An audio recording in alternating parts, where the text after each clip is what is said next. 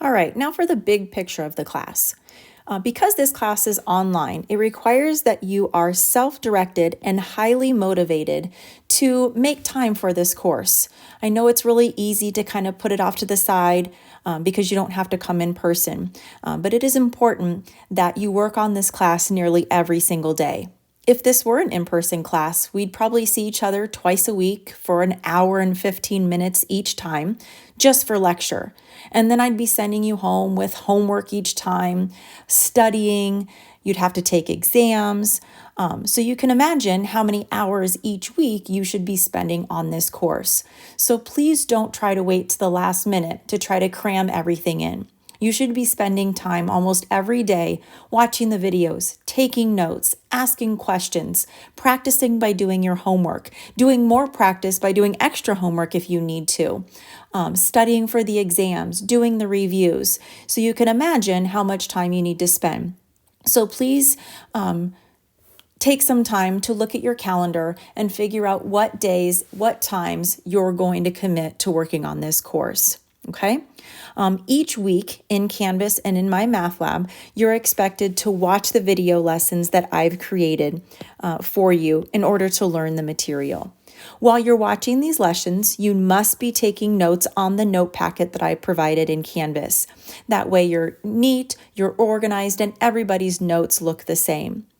You may need to pause the video. You might need to replay the video. That's kind of the beauty of these online courses is you get to learn at your own pace. And having these videos allows you to go back and replay things that you might have been confused on or take it a little bit slower if you need to. So please take advantage of those videos to learn the material. As you're watching those videos, take thorough and complete notes and let me know if you have any questions if you need to. At the end of the chapter, you're required to submit those completed notes so that I know that you've watched the videos and you've participated in the lesson. Okay? After watching those videos, if I were you, I would do it after each section. Once I watched 11.1 videos and took 11.1 notes, I would make sure I practiced what I had just learned over section 11.1 by doing the homework in my math lab.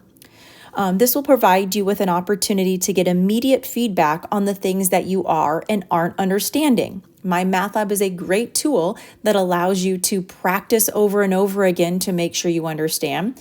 It has extra resources in there if you need help. And it tells you right away if you're right or wrong so that you can continue practicing if you need to.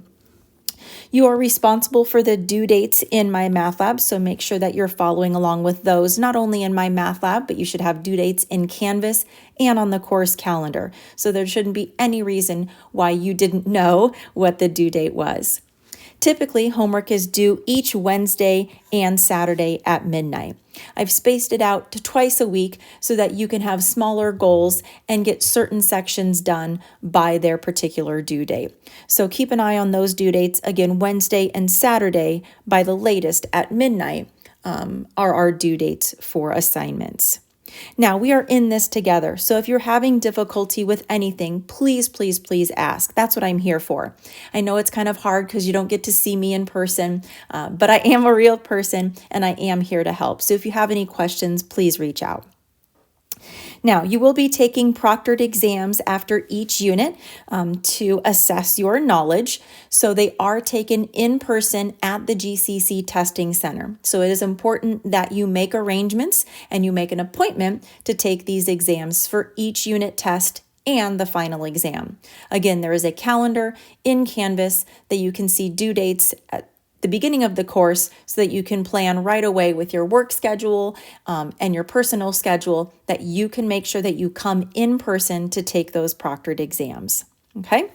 Now I do have a review that I've created in my math lab that looks very similar to the exams. So I suggest you do that review before taking your test to make sure that you're ready for those exams. If you're doing the questions on the review and you're understanding the questions on the review, the questions on the exam look very similar. There is no trick questions. There are no questions you've never seen before. So I highly suggest you doing those reviews and do it as many times as you need to make sure that you're prepared for each unit exam. So that's kind of typically how it will work. Canvas should be very organized with all the things that you need, but if you ever have any questions, please let me know.